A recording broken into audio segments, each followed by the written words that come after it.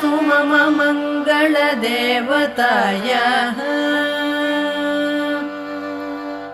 मुग्धा मुहुर्विदधति वदने मुरारेः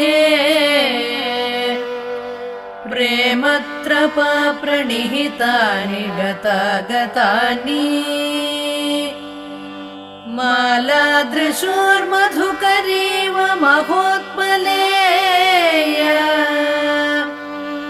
सा मे श्रियं दिशतु सागरसम्भवायाः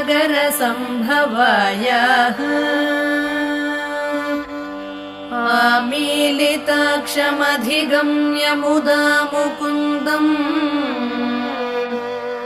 आनन्दकन्दमनिमेषमनङ्गतन्त्रम् आकेकरस्थितकनीनिकपक्ष्मने